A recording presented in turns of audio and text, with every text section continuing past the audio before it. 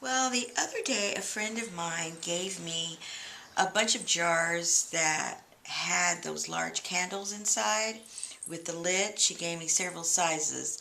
Um, Here's one of the small ones, and it had a little candle in there, and of course it has the little lid.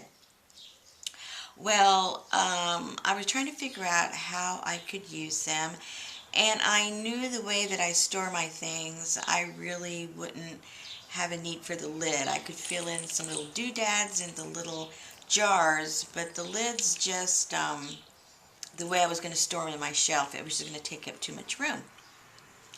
So I had a bunch of the lids sitting around. This is from a larger one, obviously. And I thought, well, I guess I could use them as paperweights because in my craft room, I like to have a small fan on all the time. I like the air moving around. And so whenever I'm working on projects, I'm usually sticking, some paint on it or something to hold it down. So I thought, well, this is a good idea to use for my paperweights as I'm working. Then I thought, well, of course, most of us, we can't leave things alone. We have to change them or alter them in some way or another. So then what I did with one is out of a magazine, there was a picture of Betty Boop. And I think she's so cute. So I cut her out and put her in there. And then in another one, I cut a piece of my own art that I already made some copies of, and I glued that in there. So that's what I did with that one. Then with the smaller one, I had this little picture of a Victorian lady, so I cut her out, glued her on there. And for those of you that can use your jars, in the way they're designed with the jar and the lid, that would look really cute maybe on your vanity, or you could put some pictures that relate to kitchen or cooking and you could put those into your kitchen. But I thought I would demonstrate just doing one, and these were done with paper, but I'm going to try one with some napkin. I have this napkin here, and what I did is I cut out this section right here.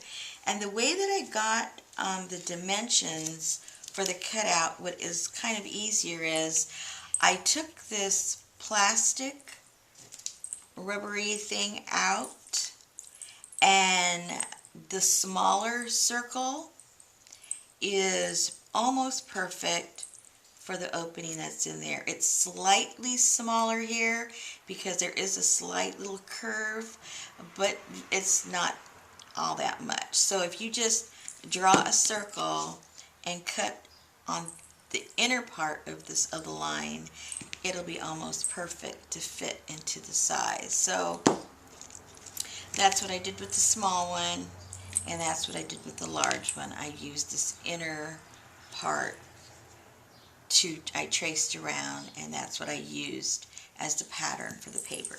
So let's try. I haven't done it with this. It might not work. It may work, because it's kind of thin, and positioning it, who knows. And for those of you that are new to working with napkins, most of the napkins do have 3 layers, and so you take all the layers off. If you don't, when you put it in there, it's going to pucker and it's not going to be glued, and it'll be a mess. So just try taking all of the layers off except for the one with the print. So let's try and do that and see what it looks like. And I'm just going to use some of my Mod Podge because that's what I have. But you can use any kind of glue that you have. I'm sure even a glue stick would work in there, or just your Elmer's glue.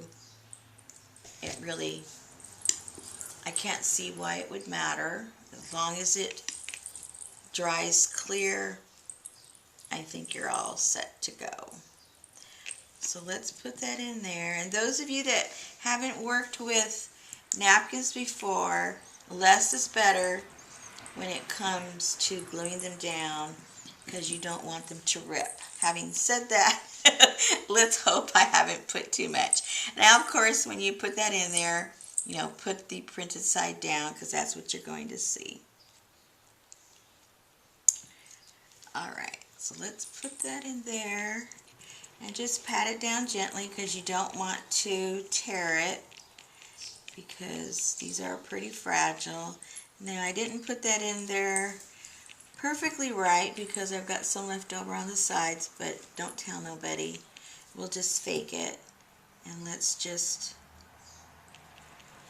make sure you have your edges glued down, and if there's any air bubbles,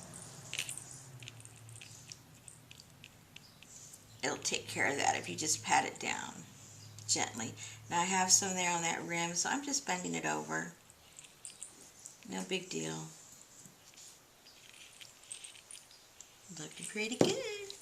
So then we'll just put, I'll do it now, but I would suggest you let that dry, and then once it's dry, then just put a nice little coat of the glue over that, because if you do it while it's wet, there's a chance that you can rip it.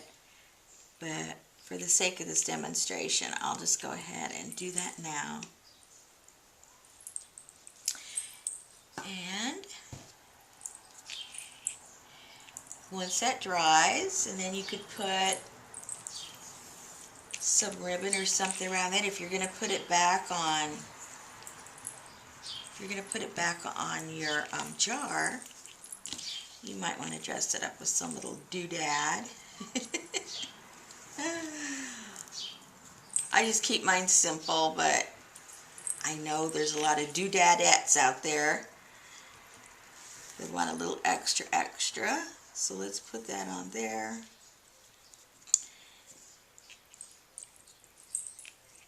And unfortunately, I don't have the jar to this. I already put it away somewhere. But anyway, you get the idea. You just put it back on top of the jar that this came from.